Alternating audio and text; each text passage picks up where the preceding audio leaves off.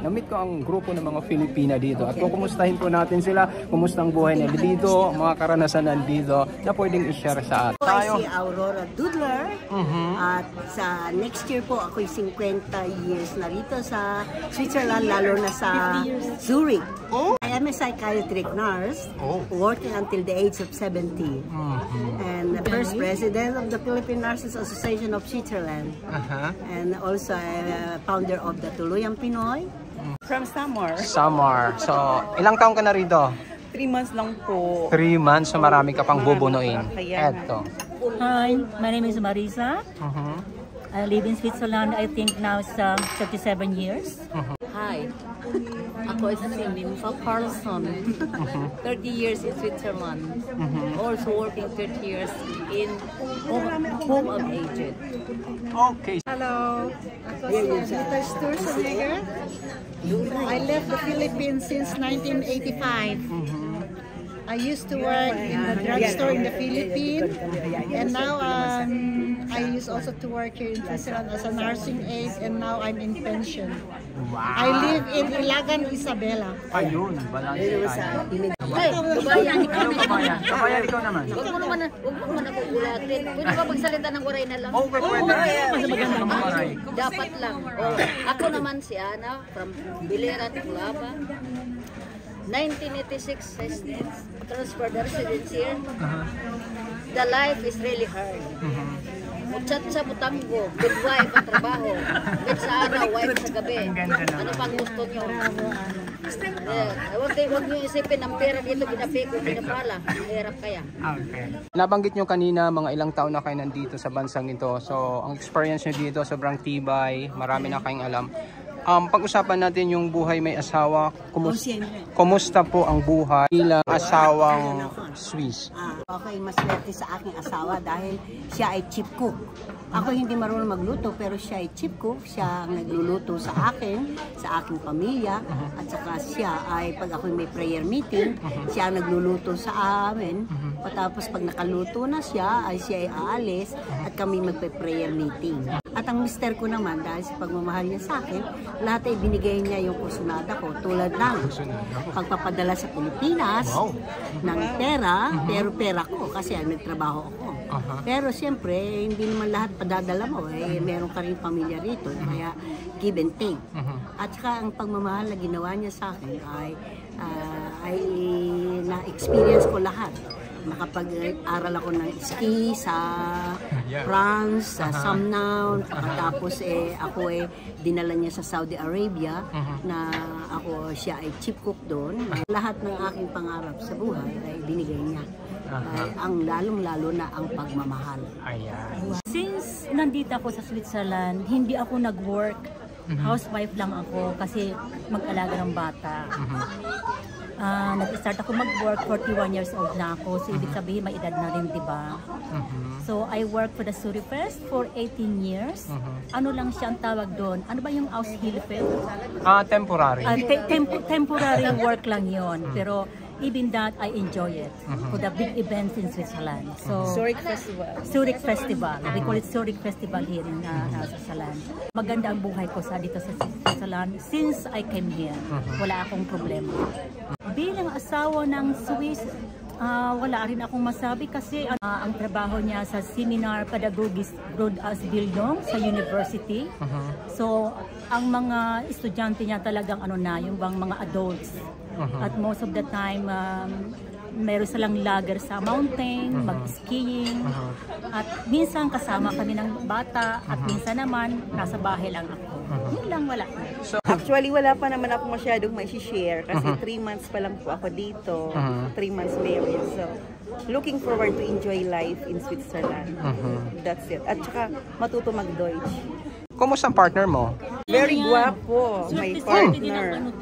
Ang swerte sa mga Pilipinas, swerte sa mga Pilipina pag nakapag-asawa ng Swiss o kaya tawag doon meron naman na malas din na makapag-asawa na ng Swiss. Pag meron kang asawa talaga dito sa Switzerland, hindi man pala pareho na magpareho ang problema. Up and down. Meron daw akong up and down ang buhay ko dito. Siyempre, galing tayo sa mahirap, pumunta tayo sa Switzerland. Akala natin, hindi naman akala na mayroon ano natin na makatamit ng mga magandang trabaho, tulungan natin sa ating Pilipinas. Ganyan naman talaga. Okay. Yan, hanggang ngayon, 1987 ko dito, nagpunta ako dito, hanggang ngayon, I'm still spending money to my parents. Yeah. That's it. Walang hinto-hinto. Ayan. Asawa ng Swiss, a lot of experience, but awa ng Diyos, okay naman. Kaya lang, matagal na ako nasa langit ang aking asawa. Widower. But still, hanggang ngayon, honest pa rin ako sa asawa ko. Ako rin, widower. Pero sa pag-stay ng Switzerland, para kang may assignment ba? Kumbaga, you have to always look back ang pagtulong sa kapwa mo sa Pilipinas. Kung meron ka, you have to share something in the Philippines. Yan ang maganda. Dahil nabanggit niyo, tumutulong kayo sa Pilipinas, sa pamilya, lahat-lahat pa. 100%? Gaano ito kadali? Yung adjustment na yan, maintindihan ng mga partner niyo. Aware ba sila na tayo tumutulong pa rin sa Pilipinas? Ako, bago ako nagpakasal, kailangan kong ipaliwanag sa kanya kung kaya niyang aksepin ang ating kultura at ang ating kwan. Dahil nga yun ng ating kultura ay magpadala sa Pilipinas. Kung siya aayon din ako na tanggapin ang Swiss culture. Kaya kami sa aming pagsasama ng 39 years, wala kaming pinag-usapan dahil nag-usap muna kami bago kami nagpakasal. In-accept niya ako, in-accept ko rin siya. Kaya no other problems at all in our married life. So we really love each other. Kung ano man ang mga pangyayari, walang problema. Dahil nga, nagsabi nga dahil pag sinabi mo ang totohanan, at ikaw ay nagsabi ng katotohanan at hindi ka nagsinungaling, ang pag-ibig ay hanggang kamatayan. Wow. Bago ko mag-asawa sa sa asawa ko, I worked before for a driving company in Los Angeles, America. So I also tell to my husband, he has also to support my brother. But he understands that. There's no problem for that. Kasi siyempre wala padating ko dito, wala na akong trabaho. Ano lang ako, housewife lang ako. So he support my brother until he finished the school. Wow. Since bago lang kami ng aking husband, and then mayroon akong 2 anak na nagka-college sa Pilipinas. So sa ngayon siyang lahat na sumusuporta doon. So walang walang tanong-tanong ito. Pag sinabi mo, kailangan ng tuition fee? Bago pa kami naman noon pa, pa kami, hindi pa kami mag-asawa. 7 years na kayo. 7 years na kami. Okay. Siya na talaga tumutulong. Kaya. Okay. Paano nga kayo nakarating dito? Wow, good question. Ayan, paano? Sino muna? Ako muna. Sige. Ako muna. Paano ka nakarating dito? So, before I come to Switzerland, I traveled first. I went to Los Angeles, so all over in Los Angeles. Tapos, na-meet ko ang husband ko sa Philippine Plaza. They have a conference all over the world. Sa mga teachers kasi yan So, he's standing in the corner, and me also because I'm listening. And then I asked him what he's doing here. And then he said, we have a congress here for all over the world as a teacher. Okay. And then we meet in the restaurant, we meet in shopping. That's my destiny. Now I live here in Switzerland. Ang ganda. Okay, tata. Para ako nagkaroon ng partner dahil sa pinsan ko.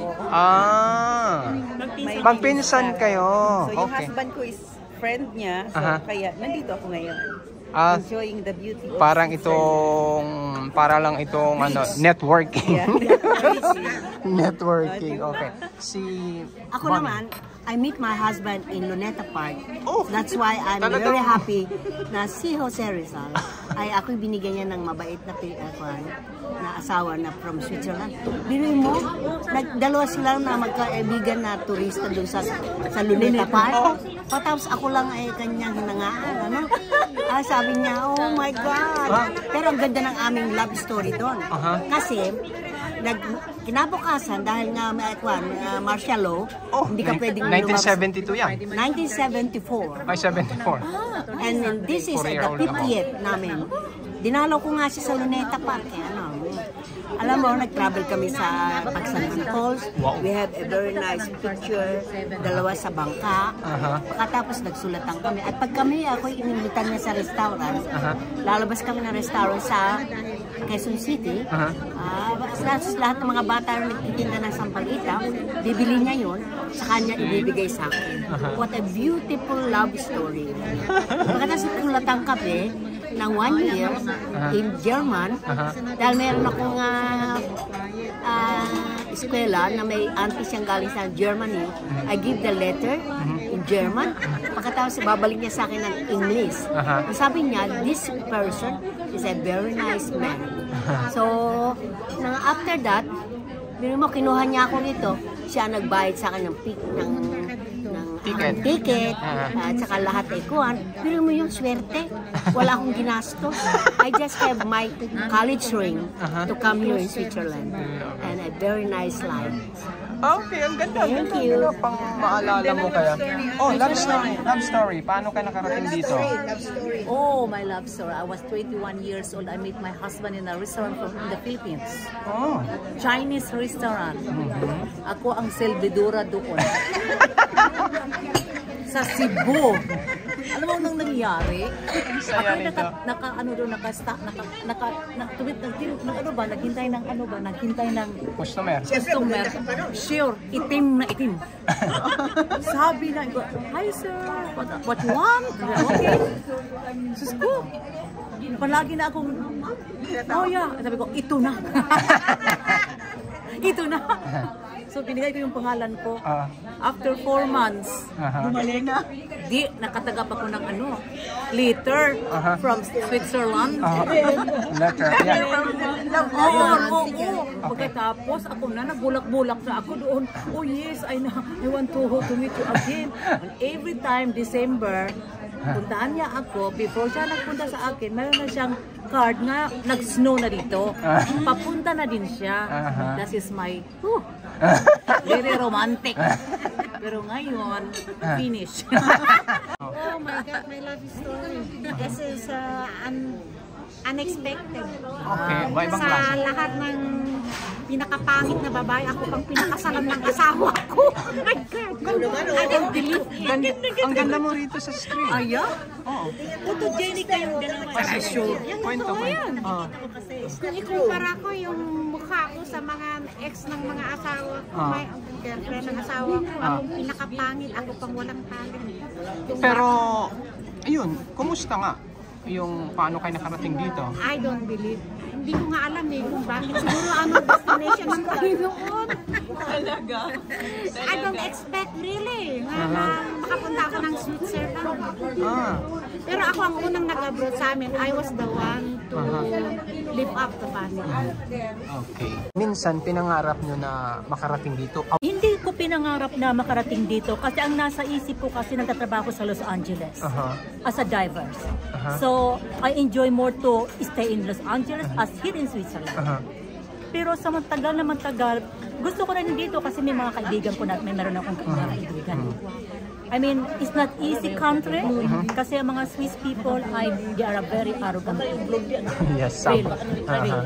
But you know, friendly, not really. So, the worst thing is you have to learn German. Yeah, the language. German language. So, but now to live here many years, so I know how to speak a little bit German. Ano ko nakarating dahil one of these days tumawag tong pinsan ko. Na may friend siyang naghahanap ng partner. So ako naman yung inano niya. Nirito niya doon. Sa age of 45, can you imagine? 45 ako, magkakaroon ako ng isang tawagan lang.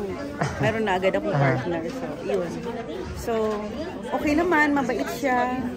Tsaka, Nagkakasundo naman. Okay. Yun nangyari sa Pierre. Yeah. Nating gabi na. Ano nangyari sa Pierre? first meet namin, Nung pagkatawagan pa lang namin siguro, wala akong Facebook, kasi hindi ako nasa social media, email. Tatlong sulatan sa email, sabi ko ayoko na kasi siya may edad na, ako 45. Sabi ko, focus na ako sa mga anak ko sana. Walang plano manap ng partner. Bigla siyang dumating. Tapos bigla siyang tumawag. After 10 days, papunta na siya ng Pilipinas. I have to meet him. Oh. So, no choice kundi salubungin ko siya sa pier, Ilongos Pier. Dahil dito sa pinsan ko, push. Puntahan mo siya. Yun. Tapos since then, yun na. Okay na lahat. Ang bilis nga ng panahon eh. Gaano kadali o kahirap mag-adjust dito? Sa ibang Actually, ako hindi masyadong nag-adjust kasi sa Pilipinas pa lang, ako ay yung flexible. At saka I received a leadership award in the Philippines. So I can manage to organize at saka maging leader. So I have hindi ako masyadong nahirapan. Kasi kaya kong dalhin ang sarili ko. Actually, isa pa, yung ako'y German, ako'y napasok ng operating room na I have no German language to use. Just ganun lang ang doktor ng kamay. I know already what to give the instrument. Nag-drive ako. 1 year ako doon. After that, nag-asawa na ako. So, meron ako agad na anak. At saka, naghintay ako ng 6 months. Then I can work. The first Filipina nurse sa Keperbent Stat Zurich. Yung adjustment dito hindi masyadong madali kasi you have to learn the surroundings, mentality ng mga Swiss. Kailangan mo rin makipag-friends sa mga Swiss. I mean, that's why I have to go to the, they call it women's club, they call it Daminton Verein, that means women's club. So, I learn more people how to the mentality for them, but it's not so easy. But now to live many years, so I learned a lot here in Switzerland. Adjustment, my God, in 3 months time, super. Ano-anong mga yon? Siguro ko sa pagkain at sa Deutsch talaga. Language. Yeah, language. And then it's my first time today to make commute. Sana makauwi ako. Makauwi ako sa bahay mamaya. Matuto ako mag-train. It's my first time today. Kasi lagi ka pinagda-drive. Lahat ba yung narito ngayon ay desidido kayo na dito na mag-retire? Ako hindi. Hindi. Uuwi ako sa Pilipinas. Uwi kayo? Yes, kasi dito, okay, siguro, 6 months, hindi ako pwede ko dito pag magtanda ako na. I feel already nga, na yung mga kamay ko, mga buto. Gusto ko ng init, saka yung salt water, ang dagat. Hindi ako dito. So, kumbaga 6 months, yes, balik-balik. Kasi citizen na kayo rito? Oo. Okay. Dual. Dual. Mas okay dual. Ang decision is question mark. Kasi wala na kaming parents doon. Lahat nasa abroad kami. Mother, father ko namatay na. Ang mga sister, brother ko nandun na sa Canada. Mga magkakamag-anak, mga pamangkin. Tatlo kami magkapatid, mga pamangkin din nandito, anak nandito na rin. So, ang naiwan na lang, 2 kapatid na lang sa Pilipinas, saka 3 2 pamangkin na lang. So, hindi mo pa alam kung dito ka o doon? You have to ask yourself, depende sa situation, sa health, at the same time. Kasi ang insurance natin dito at saka ang dito is mas maganda kung sa Pilipinas. Compare sa Pilipinas. Kung sa Pilipinas, kahit may pera ka, na-experience ko na yan. Yung uncle ko bago namatay. Inano ko siya ng kwarto, wala siyang kwarto along the corridor siya kahit nailagay mo siya sa private, wala, hindi pwede. Tapos nag-antay pa ako ng doktor para sa kanya, and then at the end, namatay siya. Sorry. So, ang service dito maganda? Pwede na yun. Kayo pumani? Ako, actually, hanggat ako makakapaglipad-lipad pa mga 80, 85, pwede ako rito mag-stay. Pero may bahay nga ako doon, tsaka alam mo naman, pag ikaw ay maraming kakilala, whom you know, ay madali kang tanggapin kaagad sa Doctor Hospital. Tulad nga ng mister ko, nung na-aksidente siya, umupo lang yung isang milyonarya doon. lahat ginawa niya. Hindi ako nag-deposit, naglahat. Depending nga kung how you deal with the people around you. Kaya ako, masasabi ko, kahit na wala akong insurance, but I have a bank account, kung wala kang masyadong sakit, you can live in the Philippines. Kasi, tingnan mo, sa palagay mo ba, lahat ng tao doon meron insurance? Wala. Well, you see, actually, kung ikaw walang masyadong sakit at may pera ka naman sa bangko, you can live in the Philippines very well. So, mas prefer mo sa Pinas mag-retire? Oo, mag-retire. Okay. Kayo, ma'am? Dito ako mag-retire, dito rin ako mamamatay sa Switzerland. Wow. Until I die. I mean, I have to stay here. Kasi nandito kasi yung anak ko. Except that I don't have a friends in Philippines. Except my family, cousins. But now I'm very happy my cousins is also living here in Switzerland. So, yun. So, ikaw, dito, doon? Ay, bago pa Bata lang ka pa ako. Gumagapang. So, kung ano man may mangyari, Hindi pa natin alam. Hindi pa natin Okay. alam. Okay, may last question pa ako. Karamihan kasi sa mga Filipinos o sa Pilipinas, pag sinabing nasa Switzerland ka nakatira, ang estado ng buhay mo ay mayaman ka. That is not true. Oh, ito. Okay, I mean, kung meron kang trabaho, ikumpara mo sa piso, okay. Pag sa'yo lang yun, okay. Kung asawa mo ay sa kanya, okay. Pero pag ikaw walay trabaho at saka yung asawa ka hindi ko binibigyan, nagbigyan lang ng siguro, I don't know, mahirap ka dito. Hindi ka makabigay sa Pilipinas, magproblema ka. Kaya nga. Real talk. Yes. Actually, case by case dito sa Switzerland. Kahit sabihin mo Switzerland, akala nila lahat mayaman, which is not true. May mga Pilipina, they are expecting money from the government. That is social welfare. Ang sabi nila, although mag-pension ka rito, the pension is not enough to survive. Kung wala kang apartment, kahit pa may apartment ka, if you don't have enough money capital to maintain your apartment, sorry. At the end, ibebenta mo yan. And there are so many people here, not only Filipino or Filipina, but on Swiss people, they are depending on the social welfare of the country, which is not, Hindi maganda. sorry to say that. Sobrang mahal lang. Kayo po, mami. Actually, Ikaw ba ang pinaka-milyonarya dito? hindi naman. Hindi naman. Ang milyonarya pala, hindi lang sa salapi. It is also to your one heart at saka yung dignity mo, at saka ang karakter mo. May mga tao ritong mayaman na kumukuha pa ng pera na hindi nila pera, which is napakahirap yun. Ngayon, ang masasabi ko, being here, na ako yung nagtrabaho, kasi depende yun sa iyong profession. Babayaran ka ng gobyerno kung ano yung pinag-aralan.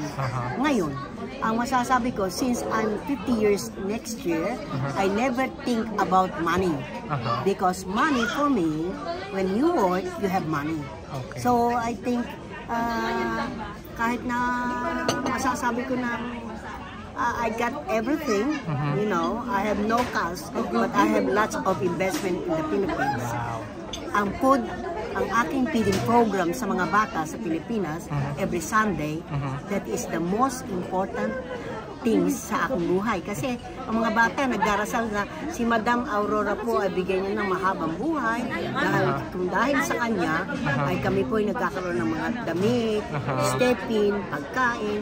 And now I receive a call from my brother who is a pastor because I buy a fish pan with building at ginagawa niya ngayon itong building na church.